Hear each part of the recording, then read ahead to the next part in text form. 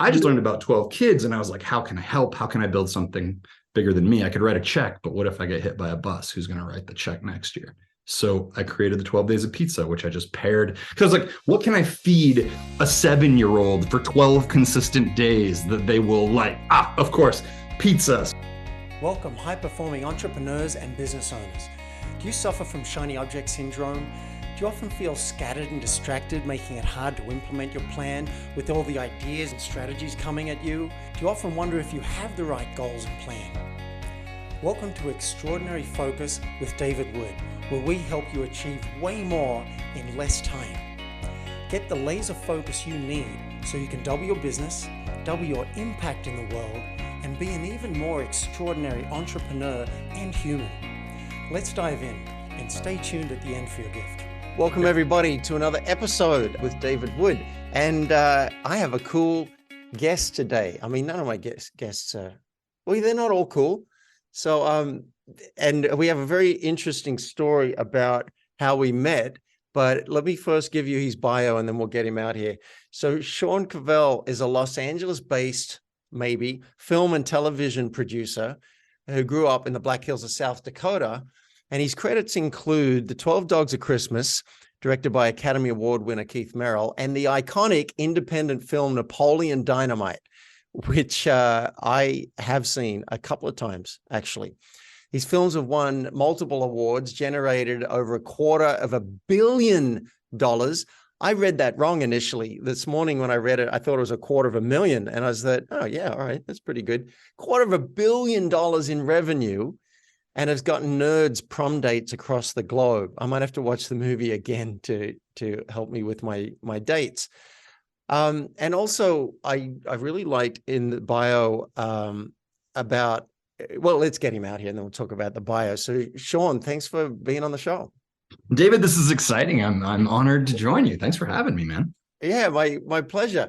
We are going to talk about, I give people a preview. We're going to talk about a little bit about producing. We're going to talk about telling the edgy truth, because I'm on a mission to inspire people to share more of our real selves. And we're going to get some examples from you. And would you tell people how we met? Because people might think, given that I'm an actor in Hollywood and that you're a producer, I think they'd be very surprised at how we met. It was so random. Yeah, absolutely. We were not in Hollywood. We were on a mountaintop in the middle of Colorado. I had just moved to Boulder, didn't know a soul, and was excited to get established there. Needed a place to live, and was looking for different apartments and building my network. And we just ran into each other on like Facebook or something. And you had somehow found this gem of a mansion mountainside in Boulder. So I couldn't wait to go check it out, see if we might be roommates. And you're like, yeah, these 2 floors will be mine. These 2 floors will be yours. We can share the wine cellar with the Tuscan painting as a Zoom. Oh, that's right. Here's the garage with all the elevators for the cars. It was spectacular and random. It was. And I don't think at that point I had begun acting. So I wasn't even in the industry at all. I'd done like 2 short films in 50 years. So later on, when I decided to get into it, now it's a year and a half later, and I've moved to Hollywood and just gotten an agent and done my first feature film, whatever. I was starting to interview leaders in Hollywood. And I thought, who do I know? I'm like, wait a minute. That guy who came to my house, that random dude, produced Napoleon Dynamite. Let's talk to him. And I remember thinking, this is a cool guy, like you're a hip happening dude. And in your bio, and one thing that stood out to me is your work with charities. And so you founded the 12 Days of Pizza charitable program, which supplies food insecure families. And I had not heard that term before, and I really like it. Food insecure families with consistent meals across the Christmas break, which I think is a beautiful thing. And now you've got a kid's book, which I'm going to make a note to ask you about the book later and where people can find that. How does charitable work feature in your life? So while I was in Los Angeles, and I spent about 15 years there consistently, I was continually blown away by the level of poverty and homelessness. But it's so big that I didn't know how to wrap my arms around that problem to try to make a difference. And I worked at the Creative Artists Agency while I was in grad school, even in the foundation, which was dealing with a lot of these issues. And it just still seemed so big that it became anonymous. With 12 Days of Pizza, I was back in South Dakota, my home state. And I was having coffee with a teacher the day before Christmas break, and she had 25 kids in her class. And I did the low and slow pitch across the plate, the easy question, are your kids excited for break? And she paused, which I thought was weird. And she said, actually, half of them are really scared because those 12 kids depend on the free and reduced lunch programs. But also I learned about the breakfast programs, and I learned that the school provides food all summer. And I learned about the backpack programs that sends kids home with food for the weekend and all these things. But the 12 days of Christmas break were the only days of the year that the school shut down completely. And these kids were suddenly without consistent meals. And I've learned about the devastation that occurs if they're not, when they come back, they say a full kid's a focus kid. So it'll take them 4 weeks to get focused up to learn, and they're behind already. So it's relentless. So I just learned about 12 kids, and I was like, how can I help? How can I build something bigger than me? I could write a check, but what if I get hit by a bus? Who's going to write the check next year? So I created the 12 Days of Pizza, which I just paired, because like, what can I feed a 7-year-old for 12 consistent days that they will like? Of course, pizza. So I got a pizza partner that also had chicken and salad and all that kinds of stuff, and a bank finance partner, paired them. We took care of those 12 families, but we built a thing. And so year 1, 12 families. Year 2, we expanded to a few more towns, and we served 48 families with 600 meals. And that was great. And then year 3, I was hoping for 1,000 meals, but the machine that we created, which was so simple, 12 families, 12 days, sponsorships, caught on through the Pizza Ranch chain, and we ended up serving 12,000 meals. And each year that program continues to build bigger across the nation. So I didn't create a charity. I just solved a local problem with local business owners who cared about their community. And it turns out there are a lot more local business owners around the world that care about their communities. So it was easy to scale. That's amazing. I'm struck again by the randomness, because you're the kind of person with what you've been up to in business and what you've been up to in charities. And I've watched a couple of your videos. I saw the video, Napoleon Dynamite was not a documentary about your life. And there was another one, one of your TEDx talks about the mind as a computer. I watched a little bit of that. And what I realized is you're the kind of person that I would consider tribe.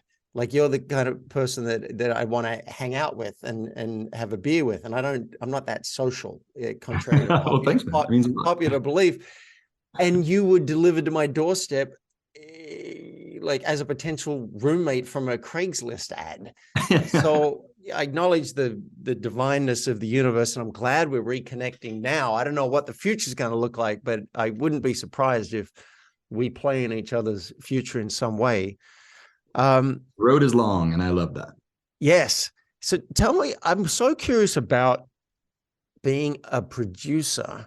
I'm curious about how that happens. Like, is it just someone has money and they go, all right, I'm going to put this behind a film and that'll make me a producer?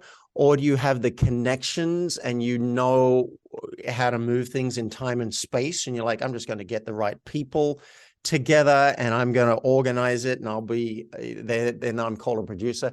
How does it happen, and how specifically did it come about that you get a producer credit for a film like Napoleon?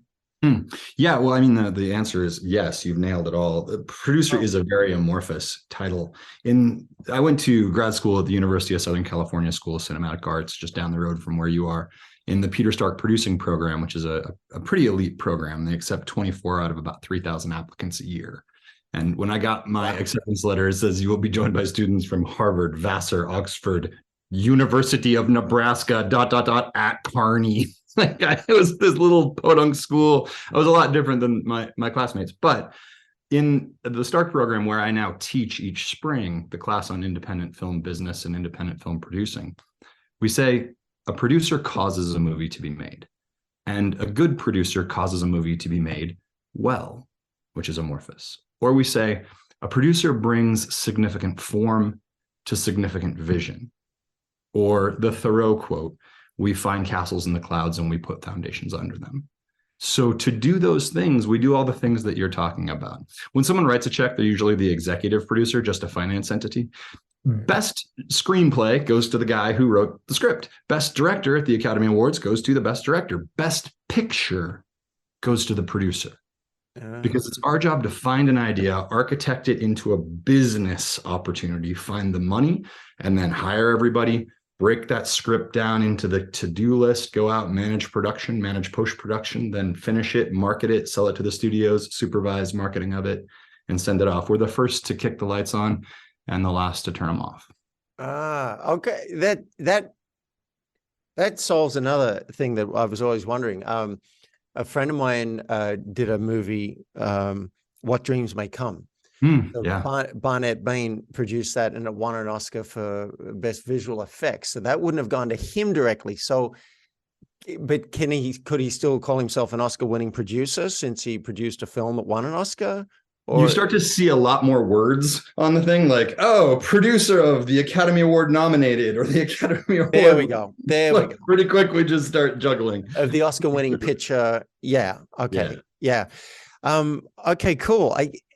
So you studied this. You weren't just like sitting around in someone's backyard and like, I think I want to make a film. You went and studied it, and it makes sense that you would have to know about business. You'd have to know, I assume you train in financing, you train in budgeting, you train in how to, I assume, accountability, how to have people do things on time. And you got to get the best people, right? Yep. If you're producing a film, does it usually start with a script and then you go and get the director and then you get the whatever? Or do you have a director who wants a picture and go looking for, like, how's that come together? They all happen differently. It might be an idea I have in the shower, and then I have to find a screenwriter to write it out and blah, blah, blah, blah.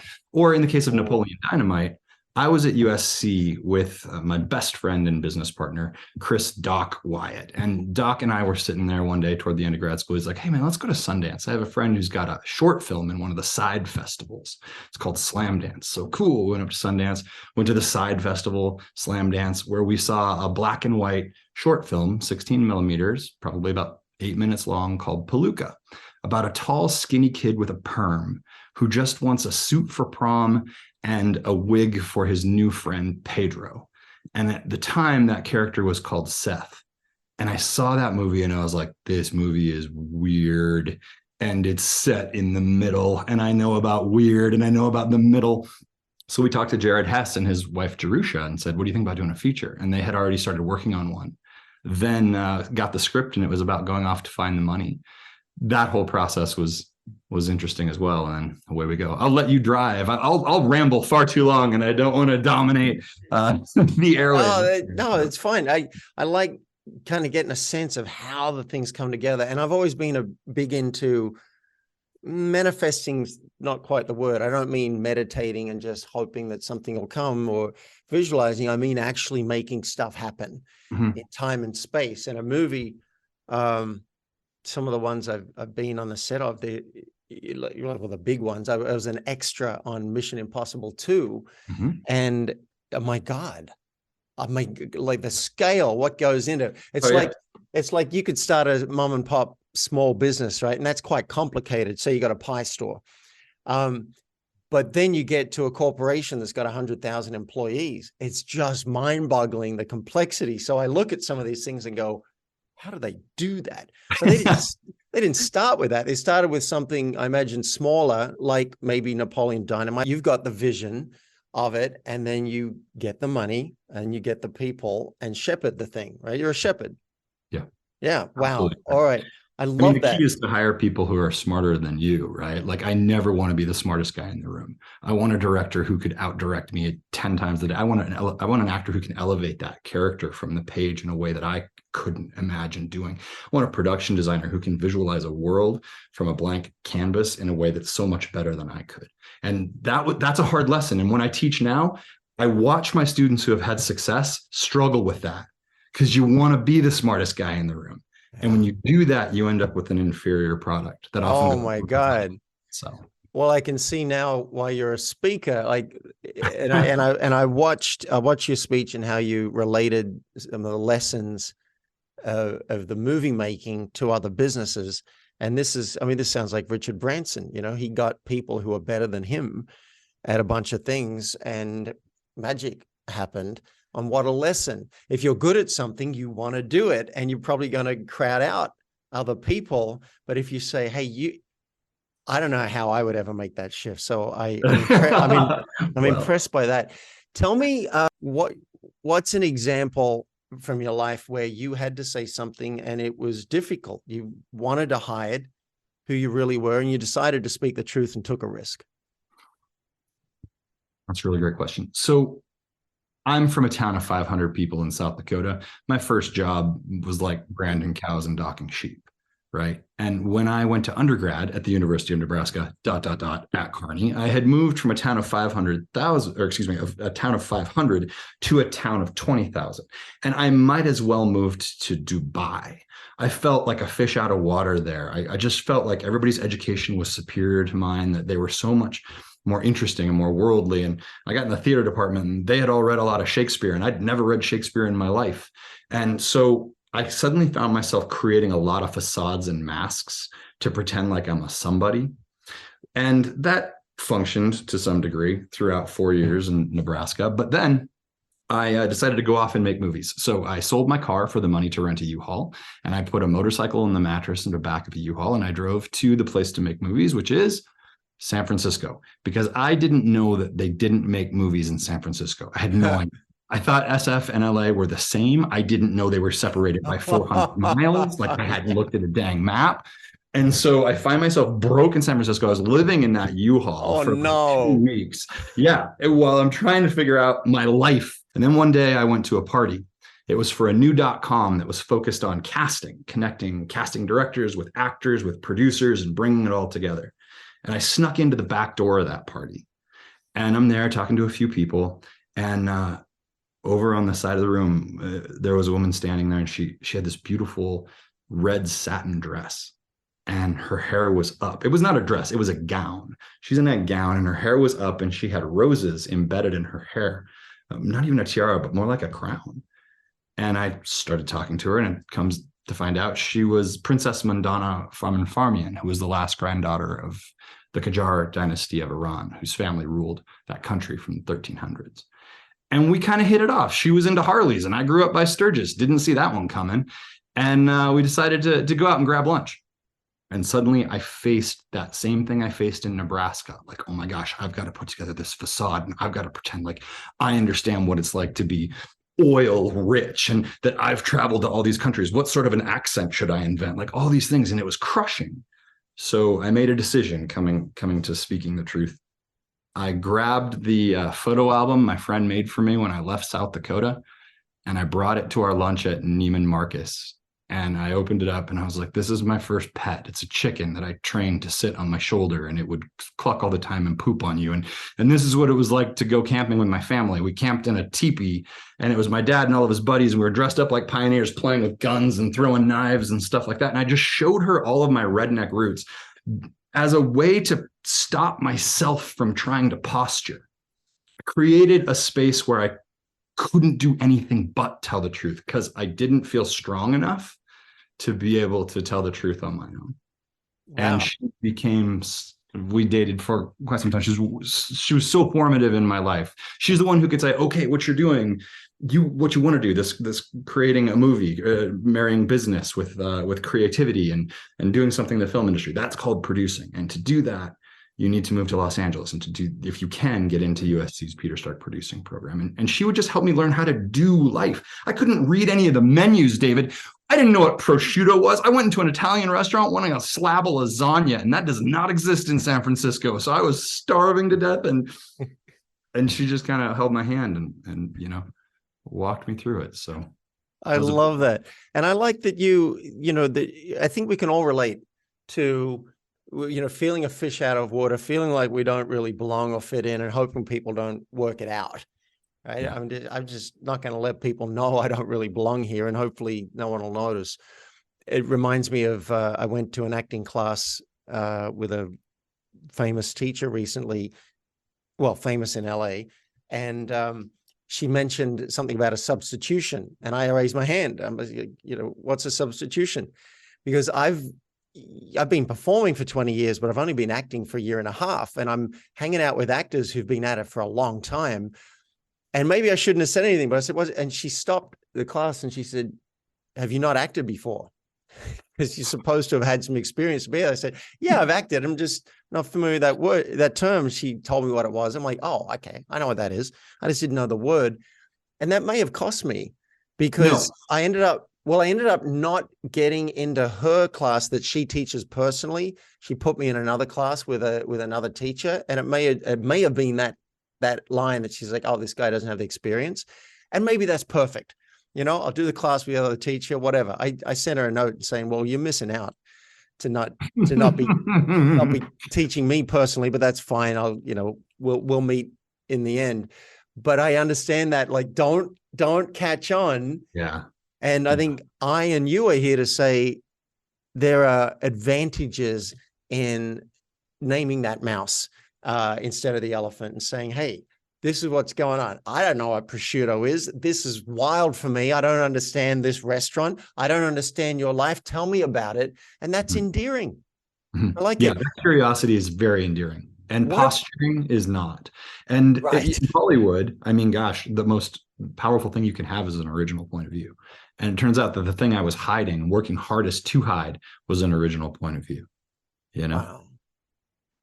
Yeah. I was just watching the Elvis movie last night with Tom Hanks, and they're all trying to push him. They're trying to push him to not wiggle and not shake and to dress differently and whatever. And there's this moment where he has to choose because people don't like that. They're not liking it's not working for him. And then finally he does it. And that's as far as I've gotten in the movie. But it was like he was not going to be Elvis because people were saying you've got to be this. But that's not what the world wanted. The world wanted someone who was just being themselves. Tell me about, in the pre-interview, you mentioned a mouse that, like, telling the truth to yourself. Mm-hmm.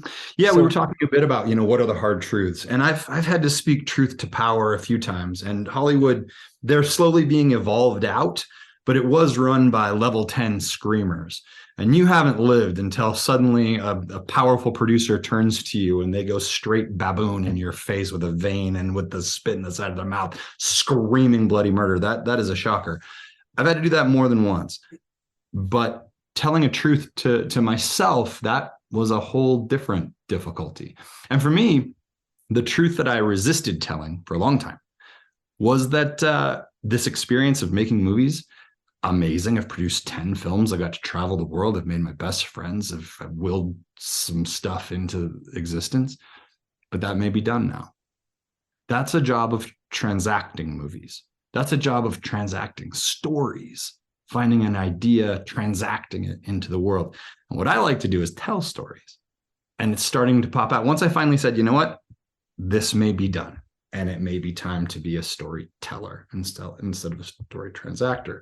Suddenly I wrote the Porter the Hoarder series, which has 7 books in it and goes to every first grader in South Dakota on Porter the Hoarder Day and is expanding across the nation, which is awesome. And I wrote Muffle Your Snuffle, a little simple children's book about not blowing snot all over your friends, because my sister's a kindergarten teacher and she's like, I can't teach them to sneeze. They're not catching it. So I wrote that. And Marley McDougall's Magical Night, which is a magical Christmas train book. And these things are happening. I'm working on a new book right now to help with family engagement here in the state. And It's cool to feel the universe say, okay, you were fighting hard, but now you're getting on the right path. And only history will know if it was the right path. And also with speaking, all of this is incredibly reactionary. Like, it's been really cool being a keynote speaker. I love going to these conferences and I love to connect with so many people in so many industries. Never did it intentionally. Just asked to pop over and speak at an educator conference. And that led to that and led to that and led to that and led to that. And off we go. I love it. And I'm impressed too. 60,000 copies of the book will be given free to first grade students. I mean, that takes some business savvy to pull that together, to get the financing, to get the corporate sponsor, to get the nonprofit, to get the school system together, to get 60,000 books in the hands of kids. That is something. It doesn't hurt your sales either. No, not at all. Of the books, and publishers love that shit. So that is, and this is a real compliment. You're reminding me of Brendan Burchard. I don't know if you've heard of Brendan. but he's a genius. If he's not bigger than Tony Robbins now, he will be. Mm. And he's been on, he's still like, what is he, 35 or something? And he's been on Larry King and whatever, and hangs out with presidents. And he mastered how to bring something like a speaker's or an author's product, right? Your intellectual property together with a nonprofit that has massive reach, together with a corporate sponsor that'll fund it all. Mm-hmm. And it seems like you also have worked out how to do this, which is a real work of magic. Thank you for saying. Again, entirely reactively. Like I went to New York to meet with a few agents on Porter the Hoarder, and they told me the 12 reasons that it wouldn't work. And I said, oh, okay, that makes sense. And went back and created a publishing company and learned manufacturing overseas and learned customs laws and shipping. And the reason that Porter came together is because I found out about 20 schools out here. They were having problems causing family engagement in the home. Like parents were on screens and kids were on screens. And also there was a 32% grade level reading ability here. It was very, very low. And so I was like, wait, my book is a game. Let's see if we can make something. And we did, and it worked. So now it's scaled up, and now we do a lot more.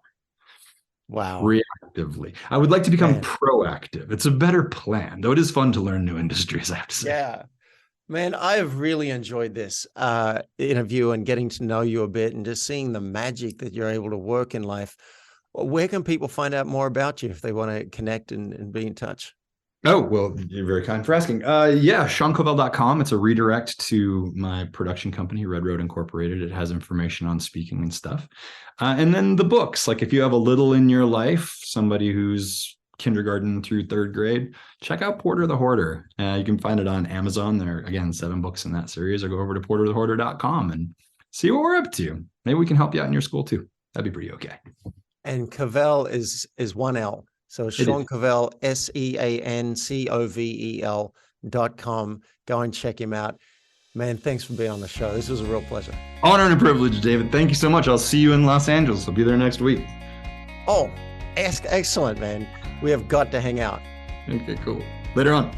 You've been listening to Extraordinary Focus with David Wood. Now, to achieve way more in less time, to double your business and your impact in the world, and to be an even more extraordinary entrepreneur and human, make sure you get your gift basket. It includes a cheat sheet to double your focus, a short video to implement the steps, and a free focus audit to identify the #1 focus leak in your business and how to plug it. To get all 3 of these goodies, just go to myfocusgift.com. If you've gotten value out of this episode, tell your friends. And nothing says keep up the good work, David, like a review, which helps us climb in the rankings and reach more listeners. Now, let's be extraordinary.